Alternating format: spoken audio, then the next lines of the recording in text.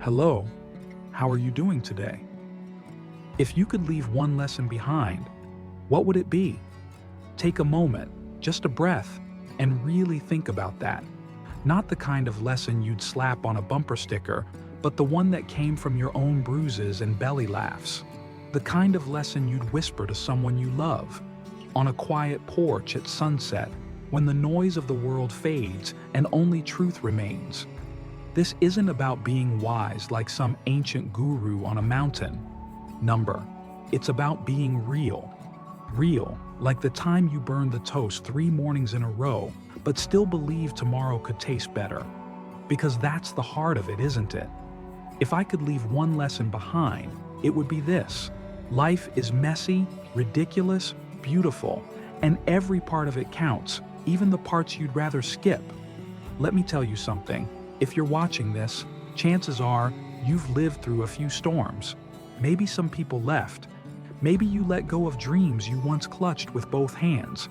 And maybe, just maybe, you still wonder if there's more ahead. The answer? Yes, there is. But here's the twist. The more doesn't always look like it did when you were 20. Sometimes it looks like peace, or finally not caring what someone else thinks, or waking up and not feeling rushed for the first time in decades. My one lesson? Don't wait to feel ready to enjoy what's in front of you. The laundry will never be folded perfectly. Your knees might squeak when you stand up, and someone will always be late to dinner. Laugh anyway, love anyway, show up anyway. You see, the world has a funny way of convincing us that our best days are always somewhere in the rearview mirror. That joy is for the young. That change is only for the bold. But I've seen quiet revolutions happen over tea. I've watched lives transform because someone finally forgave themselves. So if I could tattoo one lesson on the soul of the world, it would be this. You don't have to be who you were 5 years ago, or even 5 minutes ago. You're allowed to become someone new. There is no expiration date on becoming more of yourself. None. If you've still got breath in your lungs, and a heart that beats a little faster when you think about what could be, you've got time. Now, I know we all love to act like we've got it together. We smile politely, nod at the right moments, give little updates that make it sound like we've mastered the art of being human.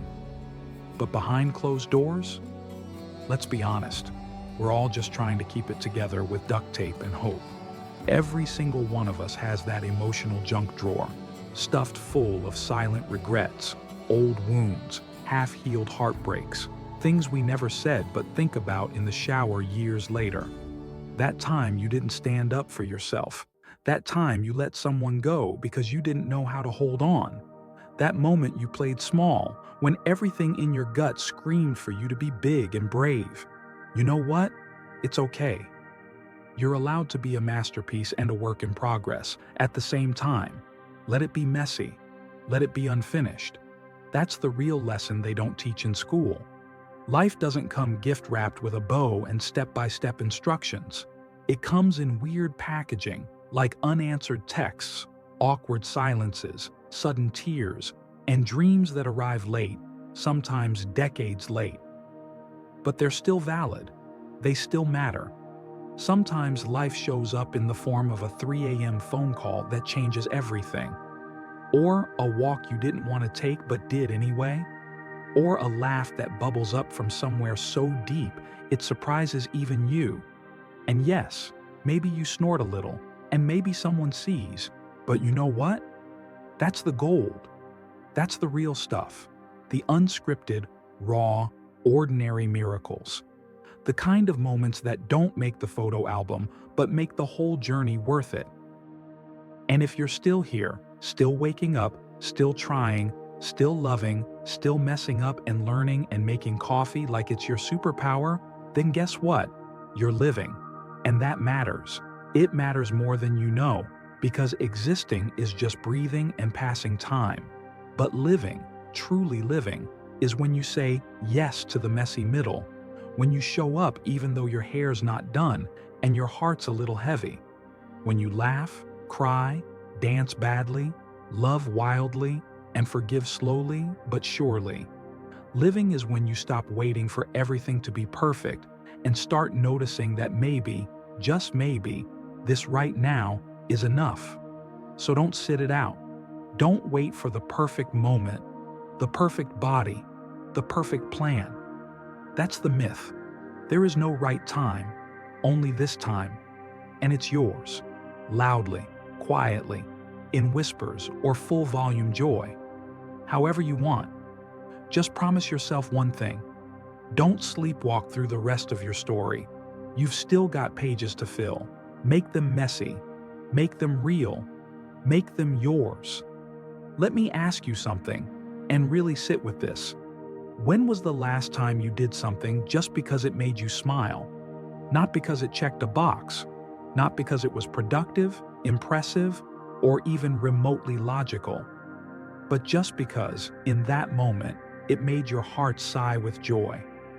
Maybe it was singing out loud to a song you haven't heard since high school. Maybe it was buying flowers for yourself, even though you had no one to impress and nowhere to be. Maybe it was watching a guilty pleasure show and laughing so hard you had to pause it just to breathe. You know what I mean? The little things? The ones that don't make your to-do list but absolutely make your day. Do more of that. I mean it. Go wear those ridiculous bright socks that don't match anything but make your feet feel like a party. Send the text, the one that feels too bold, too honest, too you. Text first, apologize first. Or don't. If you've been doing that your whole life for things that weren't your fault, turn on that old school dance track and throw your hands in the air like the kitchen is your personal stage.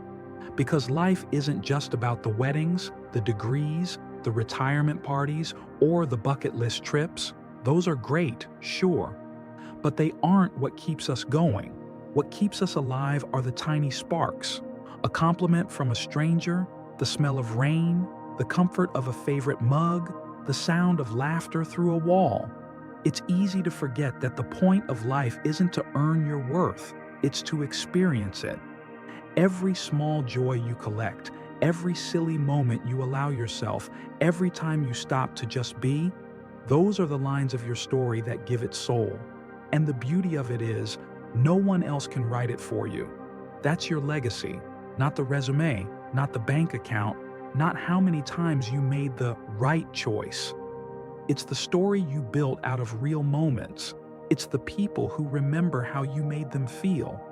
It's the laughter you shared, the warmth you gave, the way you kept showing up for yourself, even on days when you wanted to disappear. And guess what? You're still writing it. Every time you make a choice rooted in joy, you're adding to a life that matters, even if it's quiet, even if no one else sees it. So go ahead, be a little weird, be a little wild. Do the thing that makes no sense but makes you smile. Because when all is said and done, those are the moments that echo. That's the lesson. That's the gift. That's what makes your story unforgettable. So if I could leave one final lesson behind to echo long after I'm gone, it would be this: be kind. First to yourself, then to others. Not in a sugary Hallmark way, but in the gritty, beautiful, I see you kind of way. The world needs more of that. More people who aren't afraid to be soft, to be honest, to say, I've messed up, and also, I'm trying. Your story, yes, yours, could be the very thing someone else clings to when they feel like giving up. You never know how far your light might reach. And before you go, do me a favor. Think about your lesson, that one truth that your life keeps circling back to. Write it down, say it out loud, share it in the comments. Someone out there needs it more than you know, because we're all just walking each other home, aren't we?